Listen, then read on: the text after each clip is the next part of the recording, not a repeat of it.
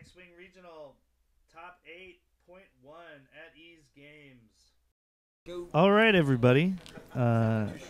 Here I am, Michael McDowell. With me, as always, is D-Yoon. Yay! Minok Squadron. Minok, here we are, and we are at Ease Games today to see a game. Well, actually, we're not there, but we're having a game between Alex and David. Oh, we were there. Oh, we were there, but we're not there right now. And so here we are. We've got everything set up. We're already starting. Whisper's coming out. And looks like. All right, so let's talk about these squads real quick then. Looks like the vids are edited for brevity, so we'll have to be on the spot with our commentary. We've got two of the best players in Southern California, and Alex Nobles is running Rear Admiral Shiranu and Whisper, and you can check out the upgrades there. Just real quick, I flew a bunch of this archetype as well during the Store Championship season and a bit into regionals as well. The thing I find really interesting about Alex's squad, the Whisper is standard, but Rear Admiral Shiranu does not have Gunner on it. Instead, he spent the points on Moff Jerjerrod for crit mitigation. Rebel Captive is standard, and then Isard for a little bit of extra health and damage mitigation. Just real quick before I ramble on too long, like I just can't imagine in this past environment, which was up before Wave 8 came out, I just couldn't imagine bringing Shiranu without Gunner. But well, because I'm not a huge fan of Isard on Shiranu, I feel like you need to just engine upgrade arc dodge a whole bunch, and you know, if you get caught, Isard's going to negate 1 damage, maybe 2, under a Withering Fire, which, you know, Shiranu doesn't survive anyway. Do you have any thoughts on that? You know, I find it an interesting choice to go with Isard. I think that and Jerjerrod. And Jerjerrod. I think that Jerjerrod is actually kind of a inspired choice. Well, because if you're facing something similar to this, say a Rack Fell, you don't want to get them at range 1, and you want to have them have a reason not to continue being at range 1. I just when I was running Shiranu, I felt like since you're only bringing 2 ships, and Shiranu with only 1 shot, 1 chance to apply damage just wasn't sufficient. But clearly, Alexander knows what he's doing, because he thoroughly whooped my behind at this event. So it looks like we're just going right at each other here, which is really aggressive from Alex's, and he's putting Whisper as the dangling the bait. Yeah. And do you think it's that he wants to just get within that donut right around David's Dash Rendar? I think he does want to burn down Dash as quickly as possible. So it's a calculated risk. There's this, I mean, we all know what it feels like to toss green dice, and there's a chance Whisper could just explode here. Especially under, well, he's got 3 shots coming his way, potentially, including 1 4-dice attack. So let's, do you want to talk about David's squad? So David is running kind of a standard pair. We've got constantly regenerating Korin Horn and Dash Rendar, and with Predator, which is an interesting choice. It's kind of a stripped down Dash Rendar. Well, he had to strip down both ships in order to fit both in, because well, typically I much prefer advanced sensors on Korin Horn as opposed to fire control. And push the limit in order to keep him alive, to leverage the strength of R2-D2 and keep him going forever. So this Korin is vulnerable to being blocked. It can't turtle up with focus evade. And on the other hand, too, Dash is, you're right, is flying pretty light as well. I love Predator. I think that's necessary, because every time you barrel roll, you won't have an action otherwise. Which, well, now that I just mentioned that, Recon Specialists it feels suspect to me. Because if you're barrel rolling, which is the most common thing with Dash, then you won't be able to use that upgrade. I prefer something passive for the crew slot that will always give me benefit, like, say, You know, if you're running push the limit, then what's Kalkatarn for the free focus? Yes. Or R2D2 that can get you back that shield.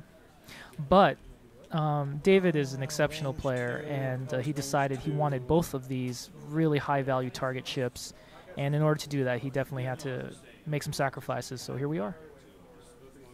So we've had our first round of firing. We've got a little bit off of dash, and everyone else seems to be A-okay. I'm going to double tap. All right. Seems to be some discussion of some sort going on. Oh, Horn will go for the second attack. So while I was blathering on, looks like we missed. So what we didn't talk about is it looks like Dash failed to apply any damage to Whisper, which was a pretty big coup for Alex. Ready?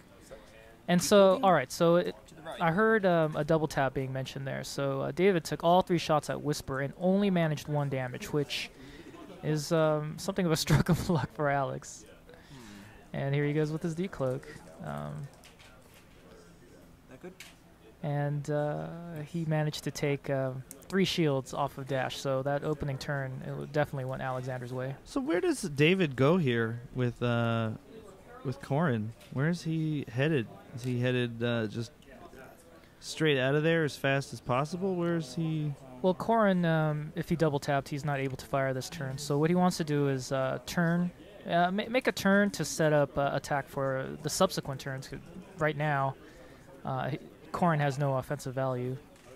He just wants to ensure that he sets up for a good kill shot or as much damage as he can apply. So Dash is going wide and barrel rolling. Whisper? In order to keep distance from Whisper, Shirani will have to scoot forward. And unless it's really tough to judge ranges from this angle, but perhaps he'll go too far and focus. Extend out of the donut would be the hope for David. Sure no? But as you can see here, that recon specialist on this turn is not proving to be a benefit. I don't want to second guess a super player like David, but it is bothering me personally. Or I can boost out of range one of you. I don't think that's a good idea. So Alex has to make some choices here. He started burning down Dash, and Whisper is in pursuit. But soon, unless he can flip Shiranu around, Dash could be out of range of Shiranu. No, I feel like here going that 5 straight was.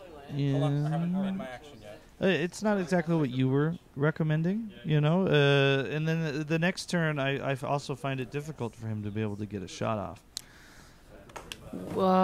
He might be able to K-turn and point back in the direction he wants, or I mean, he's obviously going to do a hard turn to Corrin's right in order to try and line up a shot on Whisper. Something I was just thinking about while you were speaking about positioning was that is Corrin Horn a good choice for a 2-ship list? The reason I bring this up is I obviously Corrin Horn is a powerhouse at pilot skill 10. Is that where he gets up to? With veteran instincts, definitely. You know, he's shooting first. He does have that opportunity to shoot again, but does it balance out? Well, in this meta, so at the time we're recording this commentary, we're already into Wave 7 and the meta has changed, but this was the height of the 2-ship meta, and Corrin Horn was, even the stripped down version is so resilient that he pairs really well with any of those big saucers and just keeps fighting and lingering until the end.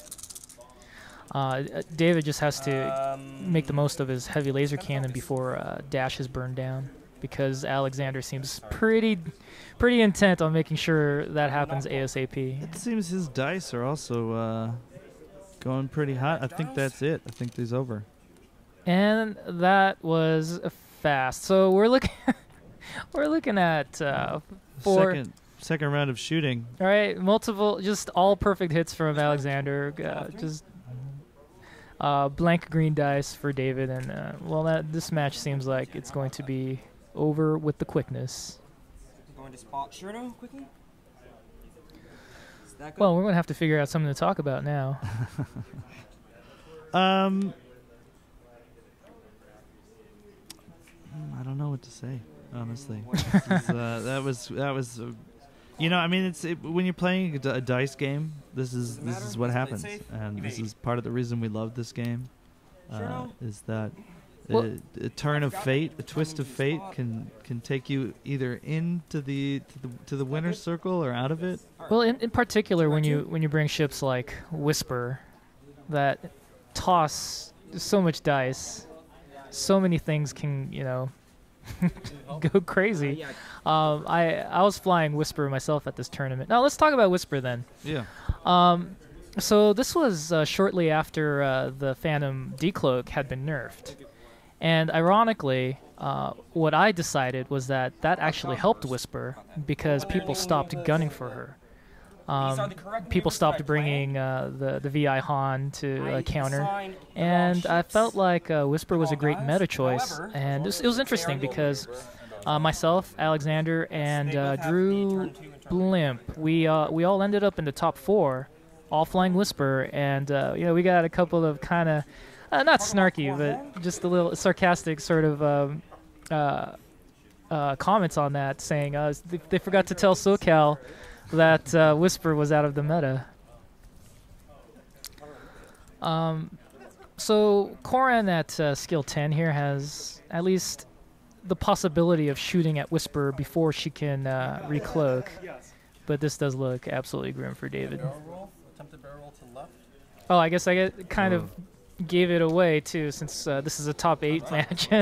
I mentioned Alex made the top 4. Thought left might be a little awkward. That's what I meant. Shouldn't touch the computer there, get a little bit of buzz. So, yeah, you've got to do the barrel roll, get that shot off. Looks like it'll be range 1. Right. Oh. Was that an engine upgrade boost he's doing? I think he was trying to barrel roll, but he was going to land on the debris field. I see. Sorry, I'm just asking. Got hands in the way. It's not best for him, but I'm sorry. I just wanted to clarify. I know. It's, come on. nope. And you that clears. Got our great TO, Glenn. Oh, sorry. Checking, Right. yeah, to see if it shifts Sorry, forward. thank you. A magnificent gentleman. I apologize. He, you know, the SoCal Open was a lot of fun. They provided snacks and beverages, and it's very beautiful down there in Miramar, and everyone is just a blast. And we're just waiting for inevitable dice to be chucked. Here we go.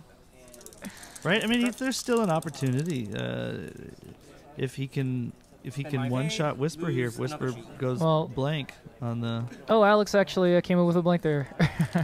Right, so we've got... Whisper, range 1 shot on... uses, of course, the evade Wait, no. token. We forgot something. This guy shoots first. Should have shot before Corn. Oh. I don't think it's going to matter. I don't have a focus. Ran straight through a rock. A little bit of procedural confusion. Okay. Is this mine? Are these mine or yours? These are mine.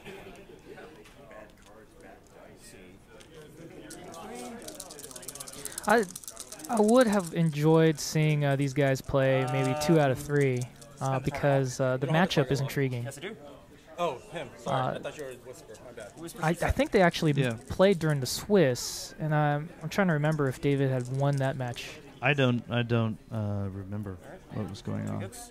Yeah, I was busy with my own matches, but It was a long day. Great long day of X-Wing. That's what we love. Whisper will attack. Range 1. Do you know if either of these players are going to be at Worlds? Alex Nobles will definitely be at Worlds. I think, I can't remember if David's making it. So maybe we can, while we're waiting here for inevitability, we can discuss what these ships look like moving forward into the meta. There was a big tournament rules change with MOV and big ships, where if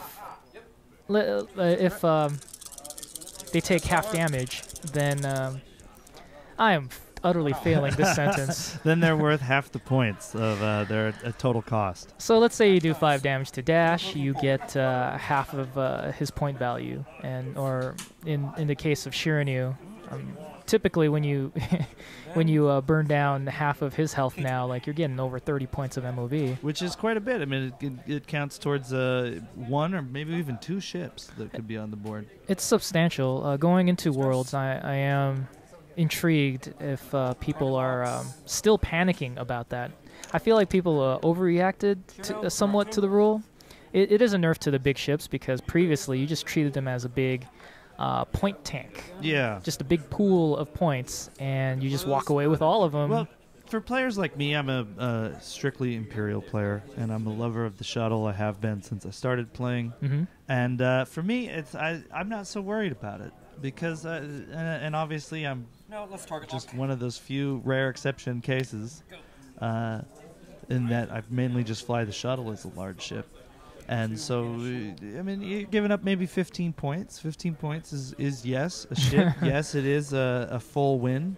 But it's a little... It doesn't make... the incentive, which is interesting, I find that the incentive to burn the shuttle all the way down is not necessarily there. And maybe that was just sort of early meta people sort of being unsure. But I think that there's... they don't necessarily feel like they have to go all the way through with it, which has kind of always been my plan. Well, I could see that with the shuttle. It's something of a different issue when you're sinking 60-plus points into a VT-49. Definitely. In my case, like I decided I wanted to move away from those big ships because I'm figuring, let's say you're flying Fat Han or Fat Shirinu, and you know, there were so many matches I won where Shirinu was the last thing surviving with 1 or 2 points, or whole points remaining on it. But now, if you're losing 30-plus of those points to, let's say, any of those aces are remaining, like that are really hard to kill, like say Suntir. Previously, that's like a 60 to 30 and change victory for the VT-49 player, but now suddenly everyone's unhappy because the Suntir player gets a modified win, which, you know, kills them, you know, their chances in the tournament, and the VT-49 player actually loses with the new rules. Maybe I'm overreacting. I think that that can't possibly be correct. If you destroy the other squad... Oh, well, a win's a win, sure. Oh, okay. I guess I misunderstood your... No, let's say half hull Shirinu and Suntir are the last 2 remaining ships for each respective player. Then point cost, and we're running down on time. Yeah, and Suntir should win, depending on build, by just a couple of points, resulting in a modified win for I understand now, the ace pilot. All right, here it looks like we're going to get our final shots. Yeah, Corrin really didn't have much of a chance here. I guess David could have hoped to just shift targets onto Shirinu and burn it down, and then pray. But with 2 ships, you know, hot on his tail, chucking all those dice, and with all those blank greens, along with Alex's nonstop hits. Looks like that is the game. Thank you for joining us, and have a good time flying X-Wing.